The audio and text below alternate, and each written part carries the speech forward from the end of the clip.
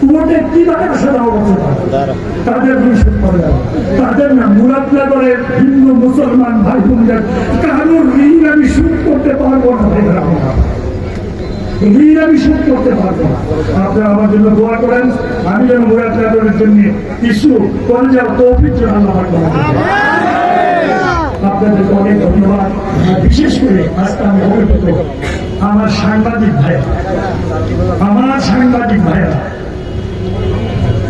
ওদিন একটা সাংবাদিক সম্মেলন নাকি করতে আমি যে শুনলাম, আমি বলে দুর্নীতিবাজ, আমি বলে ছাত্রবাজ,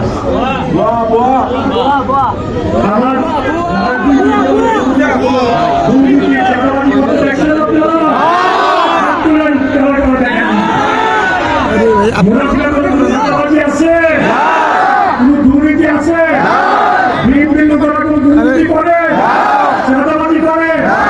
তবে আমি সাথে সাথে বলতে চাই, আমাদের নেতাদের মধ্যে কেউ যদি কোনো দুর্নীতি করে, কোনো চাঁদাবাজি করে, সাথে সাথে জানাবেন, সাথে সাথে তাকে দল থেকে বহিষ্কার করা হবে। এইখানে তোমরা আবার পরিবার করতে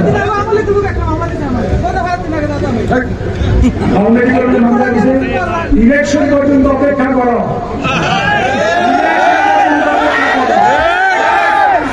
আসলে সব ব্যবস্থা করো। তোমরা আমার ভাই, তোমরা আমার পরিবার পুত্রা, তোমরা আমার জন্য দোয়া করো।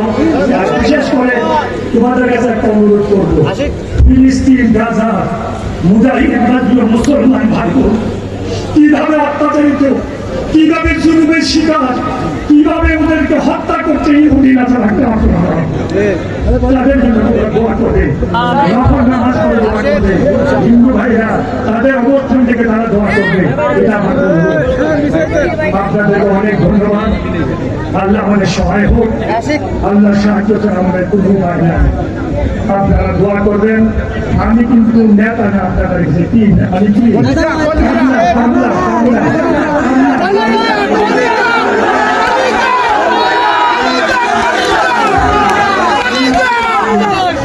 আমি কামনা হিসেবে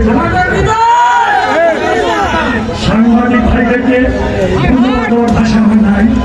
ওনারা যেইভাবে কয়েকদিন আগের যে সাংবাদিক সম্মেলন করেছিল, ওনারা যে ভূমিকা রেখেছে আমি শুনলাম, দেখে শুনেছি।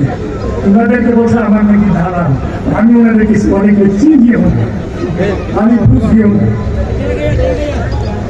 আজকে ঢাকা থেকে অনেক সাংবাদিক ভাইরা আসে, কুমিল্লা থেকে আমার অনেক প্রিয় সাংবাদিক ভাইরা আসে, মুরাদনগর থেকে আমার অনেক সাংবাদিক ভাইরা আসে। আমি তাদের কাছে কৃতজ্ঞ, আমি অভিভূত। আমি আপনাদেরকে সবিনয় এখন বলতে চাই, আমি একবার যদি আপনাদের কোনো কাজে রাখতে পারি আমাকে হুকুম করবেন, আমি খুশি হব। আল্লাহ শুকরিয়া আদায় করে, আল্লাহ শুকরিয়া ছাড়া কোনো উপায় নেই, আদায় করে আপনাদেরকে ধন্যবাদ দিয়ে আমি আমার বক্তব্য শেষ